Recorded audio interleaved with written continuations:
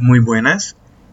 Comenzaré pidiendo disculpas porque no incluyo junto con este video una persona traduciéndome en lenguaje de señas porque no está subtitulado ni en inglés ni en español.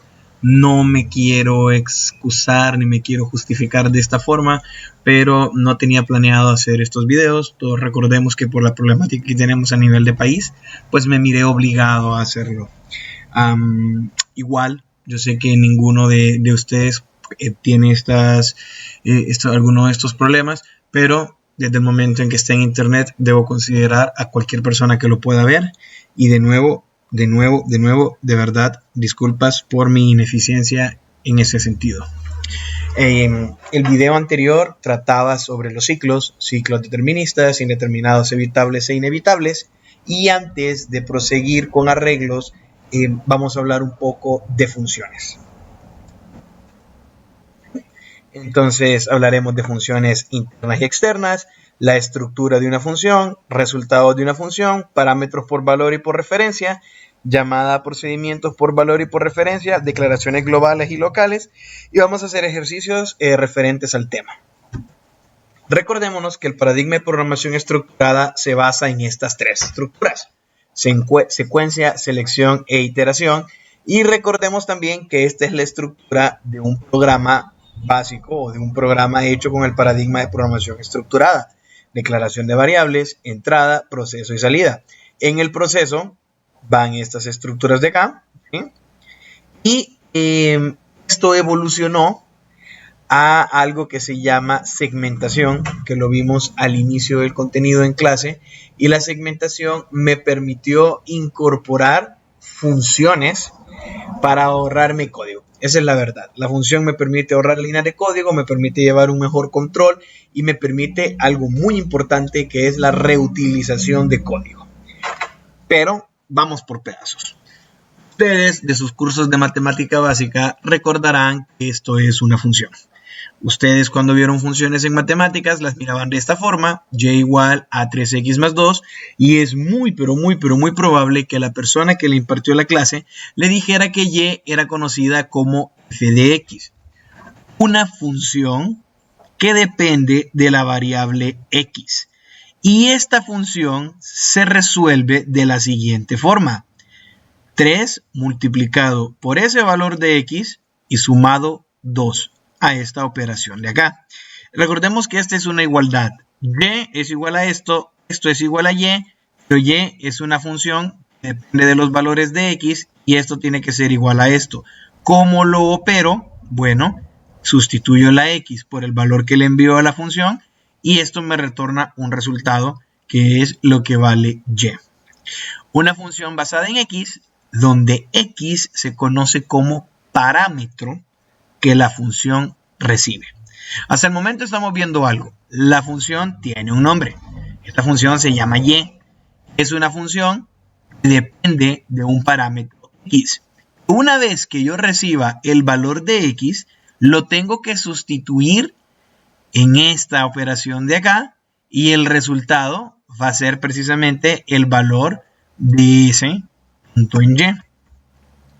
El nombre es f. Aquí lo conocemos como y, pero acá lo dejamos simple y sencillamente como f. Parámetro que recibe es x. Procedimiento que realiza: multiplicar el parámetro por 3 y el resultado sumarle 2. ¿Qué es lo que hace? Encuentra un valor de y para un valor de x dado y formar una coordenada x y y a representar un plano cartesiano. Acá tenemos un plano cartesiano y veamos. Si yo le envío a la función el valor de menos 4, ¿ok? Menos 4 por 3 más 2, ¿ok? Menos 4 por 3 más 2, menos 3 por 3 más 2, y aquí ya llegamos. Venimos desde el infinito. Menos 10, menos 8, menos 6, menos 4, menos 2. Menos 2 por 3 más 2 es menos 4. Entonces vean, para el valor menos 2 pasado a la función, tras realizar las operaciones que tenemos adentro, yo obtengo menos 4 y puedo formar un punto. Menos 2 para x, menos 4 para y. Menos 1 para x, menos 1 para y. 0 para X, 2 para Y, 1 para X, 5 para Y, 2 para X, 7 para Y, y así hasta el infinito. Acuérdense que esta es una ecuación que nos permite, lo lamento, nos permite trazar una línea recta. Por favor, imaginen que eso es una línea recta. Nos permite trazar esta línea recta y así uno conoce o uno lo tuvo que haber visto como ecuación de una recta. Esa es la ecuación de una recta, perfecto. Y igual a X más B. No nos interesa, lo que nos interesa a nosotros es que esto de matemáticas nosotros lo utilizamos en programación. Yo les he dicho siempre, inteligente no es quien saca buenas notas. Inteligente es quien utiliza el conocimiento de un área para resolver problemas de esa área y de las otras. Las funciones entonces, según lo que acabamos de ver, lo podríamos definir como una serie de pasos que se realizan considerando o no parámetros y que pueden o no retornar un valor. Una serie de pasos. ¿Se acuerdan de una serie de pasos? Una serie de pasos es una secuencia de pasos que, dependiendo de los parámetros que reciba, puedo hacer una cosa o puedo hacer otra o puedo hacer varias cosas ahí. Puedo no regresar un valor. Las funciones, ¿ok? Programas, yo puedo o no puedo usar funciones programadas por otras personas. Ok. Yo las puedo programar, este es un error, discúlpenme. Yo puedo programar mis funciones o puedo utilizar funciones programadas por otras personas. Para ello, solo necesito importar la librería que contiene la función que deseo usar. Y esta es precisamente parte de la segmentación de la programación estructurada, que es base. La programación estructurada, recuerden que es un antecesor de la programación orientada a objetos. Por ejemplo, si yo importo la función matemática math.h, yo puedo utilizar estas funciones: sale, cos, exp, que reciben un parámetro. Entonces, sale de X redondea X al entero valor más pequeño, nada menor que X. 9.2, el cielo es 10, ¿ok? Menos 9.8, el cielo es menos 9. Coseno trigonométrico medido en radianes, función exponencial, ¿ok? Aquí tenemos otros ejemplos de funciones que nosotros hemos usado, pero me interesan estas de acá. Yo puedo tener 1, 2, 3, 4, n cantidad de parámetros. En este caso, la función POW, x, y, eleva a x a la potencia de y. Por ejemplo, 2 elevado a la 7 es 128. Hagamos un programa que lea dos números y eleve el primero al segundo, ¿ok? Aquí tengo un error. Yo no sé, tuve varios errores. Aquí 2 a la 2 es 4, 3 a la 4, 81, 5 a la 3, 125. Por favor, discúlpenme esto. 2 elevado a la 2 es 4. Bien. No, antes de ver el código, hacemos. Hagamos un programa. Lea dos números, eleve el primero al segundo. Regresemos. Antes de ponernos a programar, nosotros tenemos que resolver el problema en nuestra mente. Tenemos que crear ese algoritmo. Voy a declarar variables. Me están diciendo que tengo que leer dos números y el primero elevado al segundo.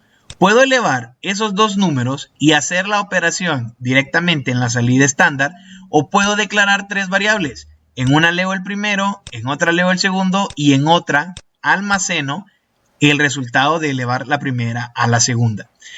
Funciones o procedimientos de entrada, pues leer el número 1 y leer el número 2. ¿Cuál va a ser el proceso? Tomar el primer número y multiplicarlo por sí tantas veces como me diga el número 2. ¿Y cuál va a ser la salida? Pues el número 1 elevado al número 2. Y yo hago precisamente esto de acá. Bien, entonces eso es lo que hago. Regresemos acá.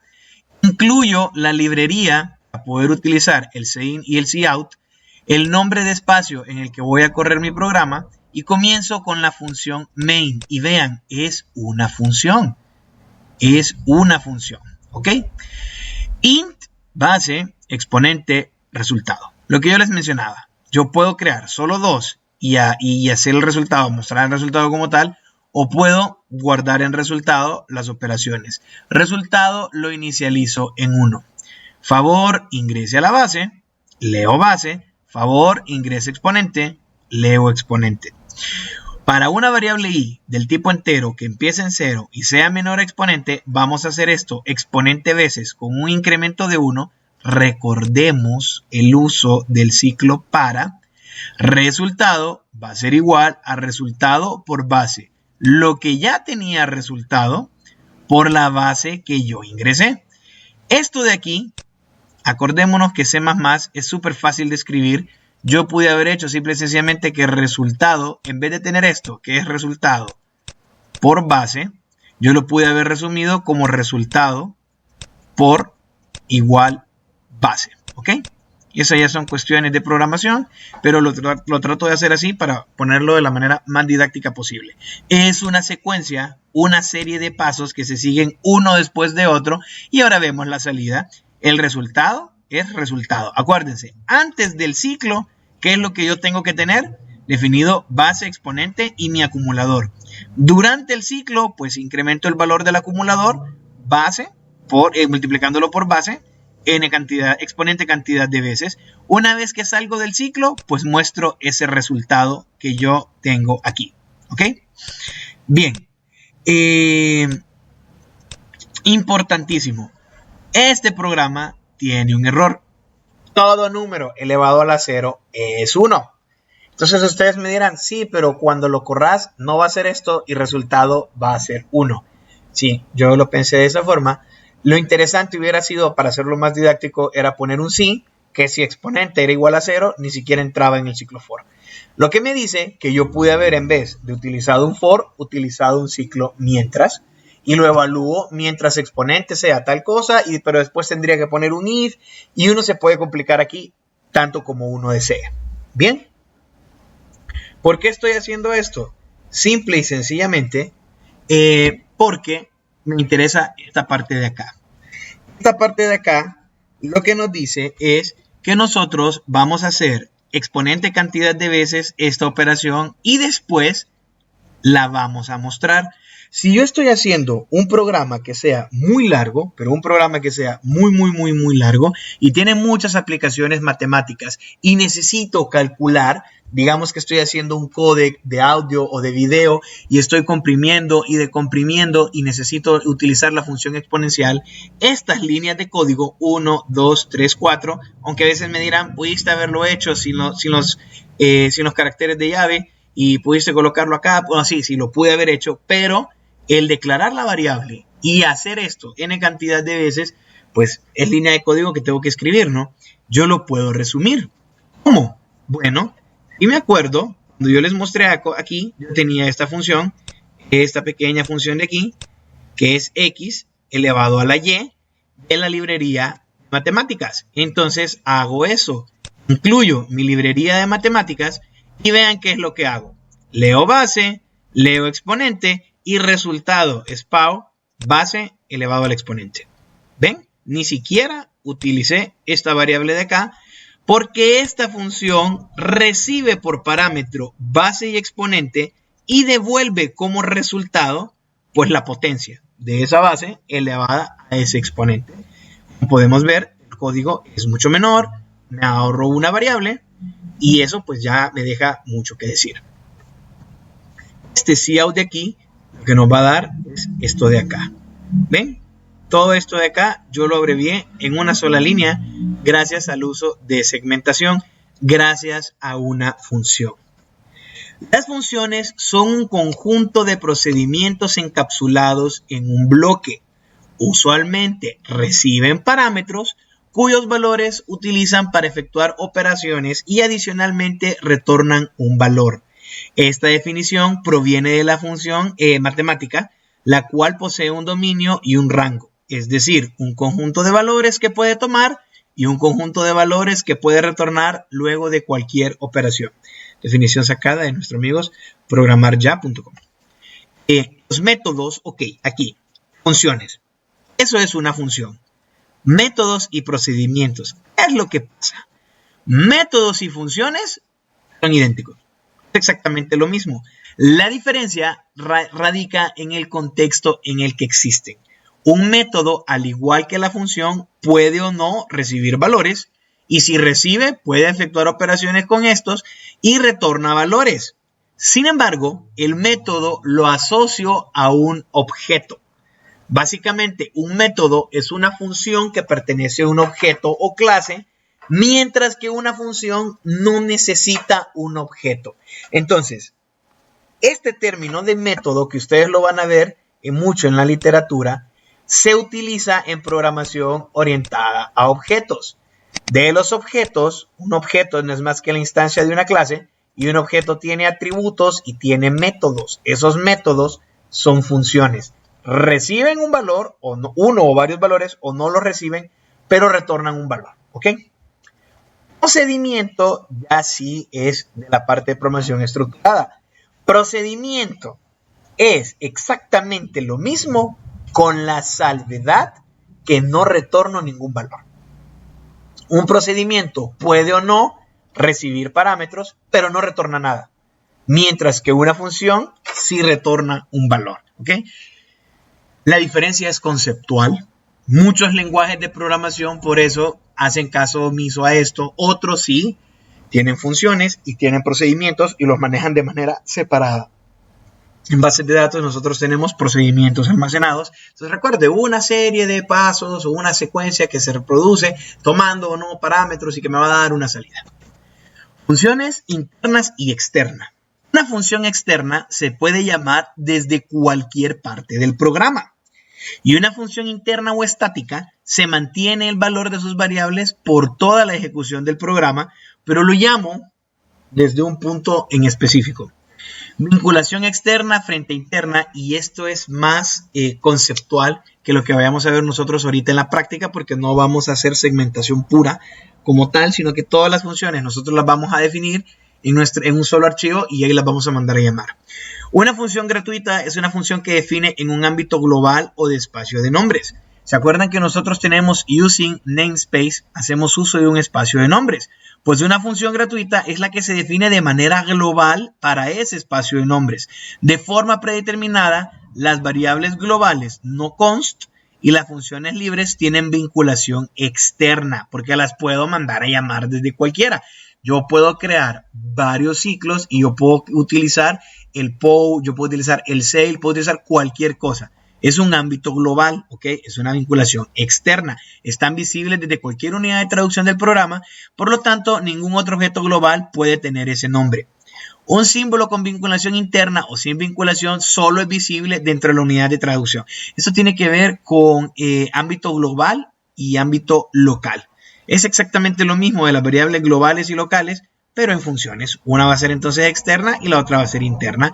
Puedo forzar a que un nombre global tenga vinculación interna si lo declaro como estático y limito la visibilidad. Son temas que tenemos que tratar en programación, pero no me voy a detener en esto a menos que yo vea que vamos a hacer algún ejercicio o algo en lo que lo podamos aplicar y sea necesario ejemplificar. Con esto terminamos la parte de funciones, que es una función interna, que es una función externa. Espero que me hayan entendido. De verdad, espero que me hayan entendido. Si no, ya saben que están en toda la libertad de preguntarme y de decirme que repita algo, aunque como esto es un video, pues usted lo puede repetir varias veces. Si usted lo repite varias veces y aún así no lo comprende, pues avíseme y vemos cómo lo explicamos de otra forma. Igual, yo me quiero conectar con ustedes haciendo un webinar o no sé si nos conectamos por Skype para compartir pantalla y poder resolver algunos ejercicios. Primero haciendo el análisis, luego agarramos el IDE de C++ o Codelight si estoy en Linux, Lightcode, no me acuerdo cómo se llama el IDE, y lo desarrollamos juntos. Eso habrá que ver cómo se van desarrollando las cosas. Bien, ¿cómo es la estructura de una función? Muy simple. Tiene una declaración, tiene un cuerpo. Muchos autores hablan de un prototipo de función. Tengo el prototipo de la función y luego la declaro. ¿Ok? Vamos viendo eso más adelante. Declaración. La declaración tiene un valor de retorno. No en todos los lenguajes se especifica el valor de retorno. Nombre de la función y tiene reglas dependiendo del lenguaje y parámetros que recibe. A veces solo coloco el tipo. A veces coloco el nombre y el tipo. Eso dependerá de cada lenguaje. La declaración está formado por esto. Bien. El cuerpo de la función tiene separador de entrada, separador de cierre el código y el retorno. Como es una función, hablamos de retorno. Si fuera un procedimiento, pues no hablamos de eso. Por ejemplo, int sum, int a, int b, return a más b. Esto es una función suma. Vean, es una función. ¿Qué es lo que yo tengo aquí? Int sum, int a, int b. Esta línea de acá es la declaración. Esta línea de acá es, bueno, lo que está aquí encerrado entre los separadores es el cuerpo de la función. Si ustedes se fijan, ¿qué voy a retornar? Un valor del tipo entero. ¿Cómo se llama mi función? Se llama sum. ¿Qué parámetros recibo? Recibo dos parámetros. Ambos son del tipo entero. Uno se llama a y el otro se llama b. ¿Qué es lo que voy a hacer con a y b? Pues lo sumo. Una manera más didáctica de hacer esto, aunque más larga, es de esta forma. ¿Ok? Yo pongo int sum, int a, int b. Declaro una variable local llamada c que solo va a existir para esta función de acá. Declaro esa variable c y hago que c sea igual a más b. Y c es el valor que yo retorno. ¿Ven? Recibo a y b, retorno c. Hacemos más, la diferencia entre procedimiento y función es lógica, no a nivel de lenguaje. El procedimiento no retorna valor. Entonces vas a condecir eso de manera explícita utilizando la palabra reservada void. Void es de vacío y cada vez que yo utilizo void estoy diciendo que no tengo nada. Así de sencillo. No voy a retornar nada, escribo void. Void, imprimir el doble de un número. Imprimir el doble, agarro ese número, lo duplico y lo mando a la salida. No necesito regresar nada. Ok. Lo que yo les mencionaba antes, en C++ yo puedo hacer la declaración de una variable al inicio y luego el cuerpo lo hago al final. Pero esta declaración que no lleva en sus parámetros las variables, solo la cantidad y el tipo, se conoce como prototipo. Yo digo int suma, int, hago mi código y al final la declaro y coloco el cuerpo. Int a, int b y qué es lo que va a hacer. ¿Bien?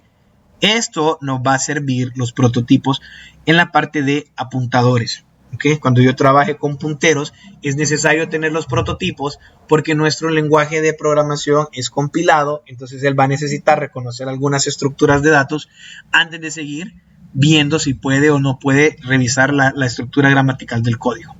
No se preocupen por lo que acabo de decir, simple y sencillamente sepan que en C++ yo tengo un prototipo de la función que es la misma declaración que tengo aquí abajo sin las variables, ¿ok? Y la escribo al inicio, antes del main, antes del módulo principal, y la declaración completa con el cuerpo va después. Funciones en Pascal, y esto lo hago para que ustedes vean la diferencia. En Pascal, que es otro lenguaje de programación estructurada, procedimientos y funciones son diferentes hasta en cómo se escriben. Miren este procedimiento. Procedimiento, saludo. Nombre, string. Escribo y cambio de línea, hola nombre, ¿qué tal estás? Vean. Digo que es un procedimiento, no estoy diciendo que es una función.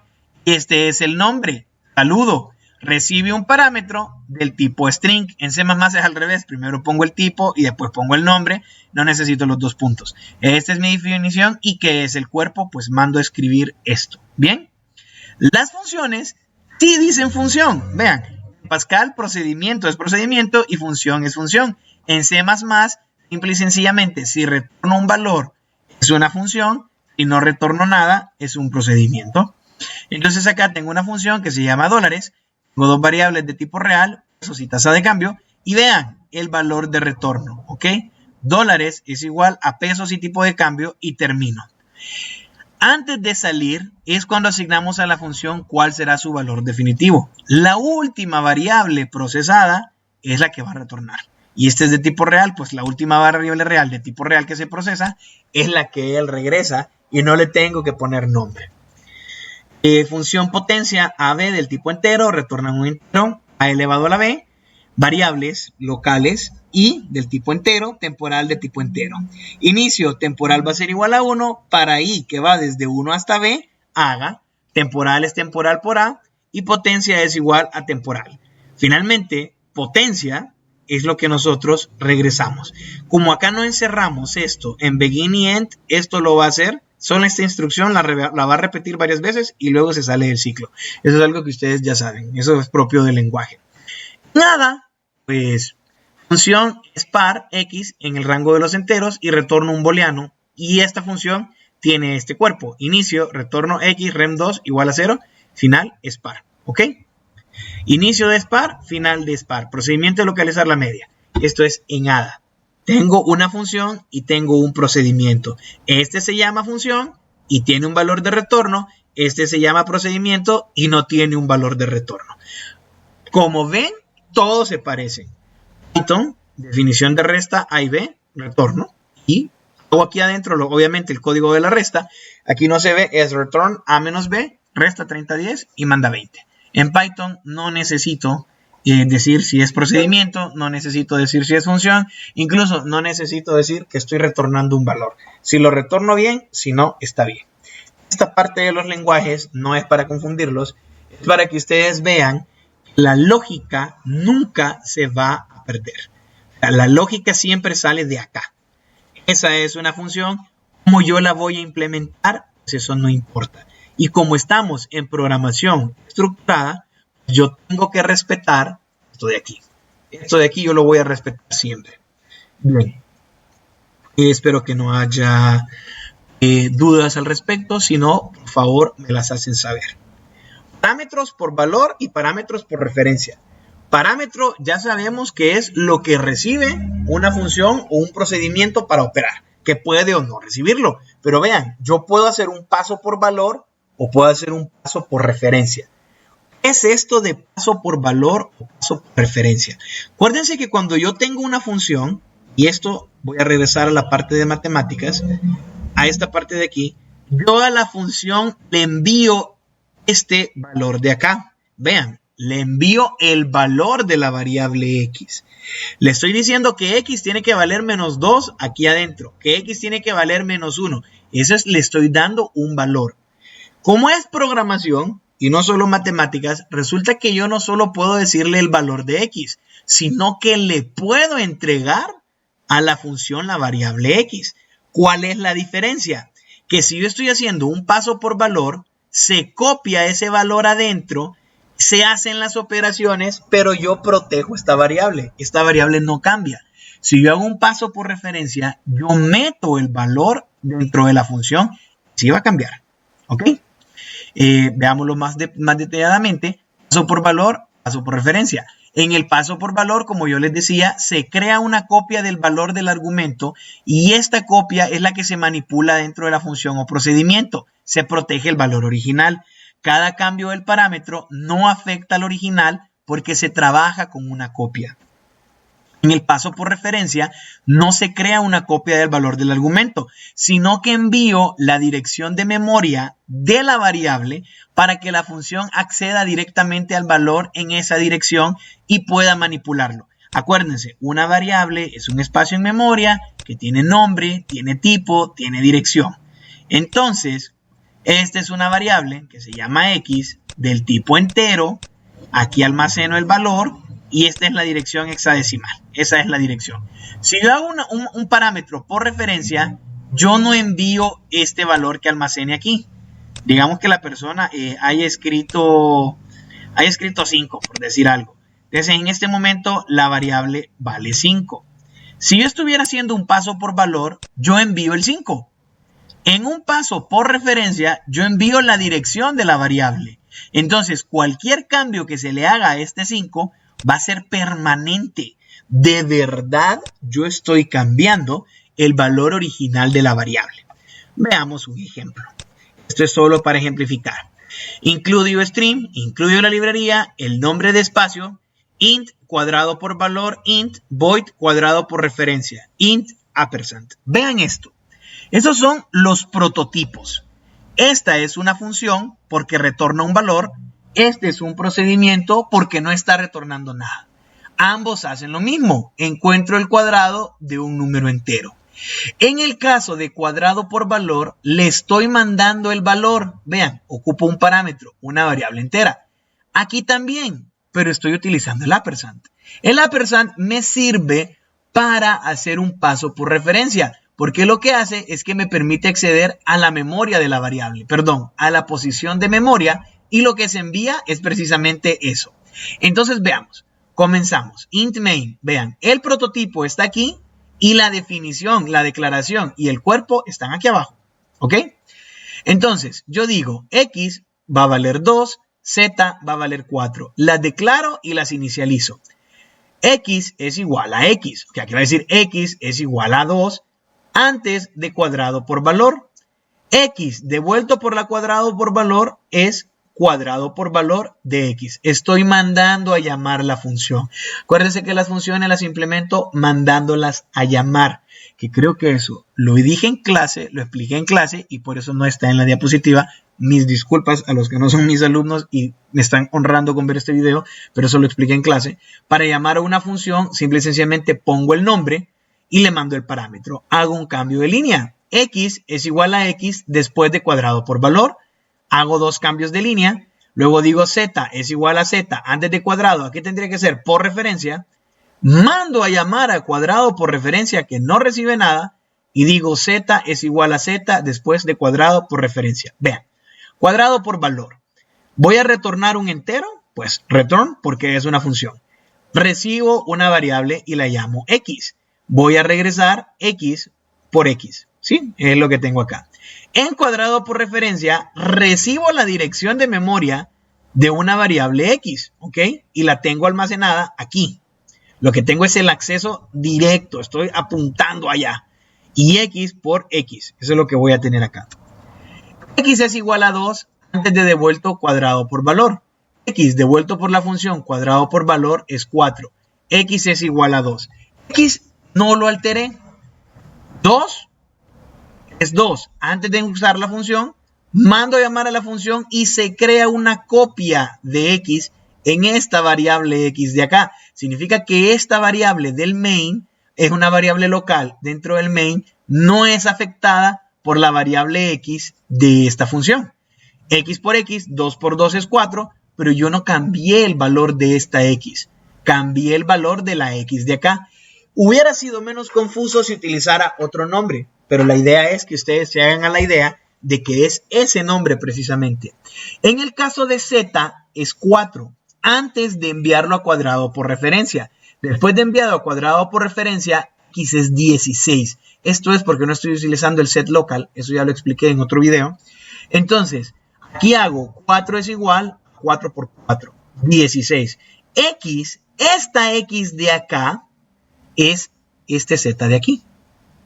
¿Ven? Estoy mandando Z, pero aquí creo una variable X que lo que me está haciendo es apuntando directamente a este Z de acá. Entonces, todos los cambios que yo haga con esto, por eso es el ampersand, me lo va a hacer directamente sobre esta variable. Que podemos declarar alias. Entonces yo puedo decir que X es igual a 3 y que Y es un alias de X. X es igual a X y Y es igual a Y. Luego yo digo que Y es igual a 7.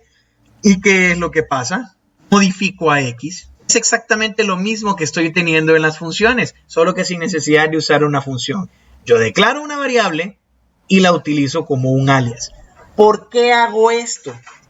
En algunos momentos de nuestra vida de programadores, nosotros vamos a tener que cambiar el valor de una variable sin referirnos a la variable como tal.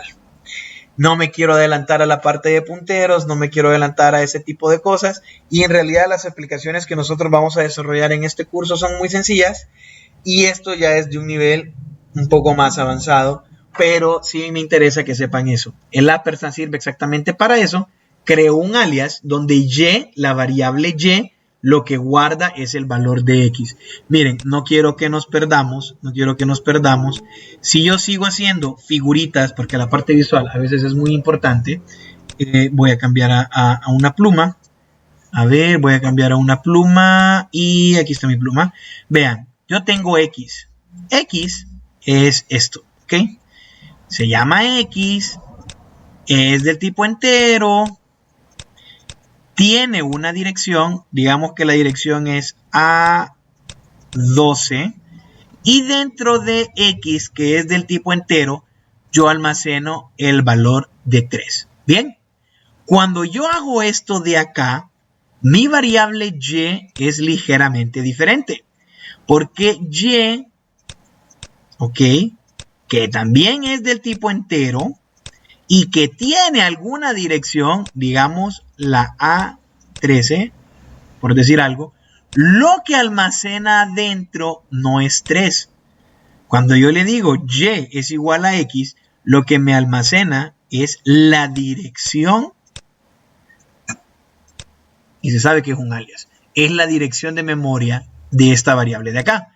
Entonces, cuando yo digo y igual a 7, espérense, yo soy un alias, entonces voy a modificar lo que esté en esta dirección de memoria. Me vengo para acá y le digo, sáquese, yo me quedo aquí, ¿ok? Eso es lo que estoy haciendo. Puede parecer ilógico, puede parecer confuso. Ustedes me dirán, ¿por qué no directamente modificar el X? Como les digo, más adelante quizás hagamos un ejemplo. Lo voy a buscar. La verdad no considero que para el alcance del curso valga la pena más que conocerlo. O sea, tienen que saber qué significa eso por si lo llegan a ver en algún código en internet buscando ustedes cómo hacer los propios, que no deberían de hacerlo. Yo siempre digo, usted tiene que desarrollar esas competencias por sí solo. Si usted se dedica a copiar, pues no las va a desarrollar. Entonces vean, eso es lo que hace. Declaraciones globales y locales, pues una variable local es aquella cuyo ámbito se restringe a la función en la que ha sido declarada y variable global es la que se conoce en todo el programa. Entonces, por ejemplo aquí, yo declaro una variable global llamada pi. Ustedes generalmente están acostumbrados a dentro del main declarar variables. Yo aquí digo float pi. ¿Qué es lo que pasa? Como yo no la estoy metiendo dentro de ninguna función, ya sabemos que el main es una función, donde yo quiera mandarla a llamar, la voy a poder mandar a llamar. Vean, aquí digo un cout pi. ¿Cuánto vale pi? 3.159216, etcétera, etcétera, etcétera. Se va ese valor para allá. Yo me meto a esta función de acá y utilizo pi. Y vean, no se lo estoy mandando como parámetro, pero como es global, todos la pueden conocer. En cambio, radio es una variable local. Radio solo existe dentro del main. R solo existe dentro de perímetro y R solo existe dentro de área. Y este R es diferente de este R de acá y son diferentes a este radio de acá. Estas son variables locales, solo existen dentro del ámbito en el que fueron creadas y esta es una variable global que existe para todos. Vean, usaremos pi 3.14152. Por favor, ingrese radio del círculo 3.278, perímetro y área y termina. Veamos qué es lo que pasa. Ambos usamos la letra R. Digo, círculo de perímetro R, círculo de área R.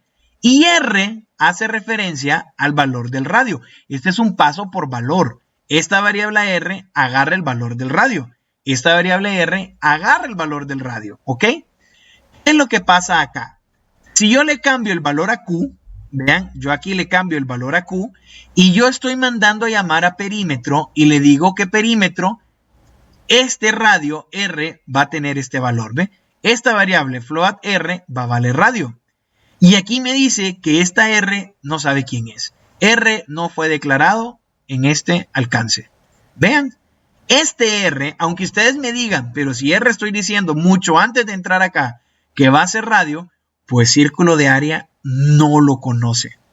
¿Por qué? Porque R es una variable local de círculo del perímetro, mientras que con pi no nos daba ese problema, porque pi es una variable global para todo nuestro sistema. Aquí hay algunos ejercicios, siempre sacados de los libros de programación. Pueden ir también a openlibra.com. Libra es una iniciativa donde la gente pone de código abierto o de licencia gratuita de copyleft libros de texto académicos, cualquier libro de programación para obtener más ejercicios. Ya saben, cualquier duda que usted tenga, no dude en hacérmela saber. Sin más, hasta la próxima.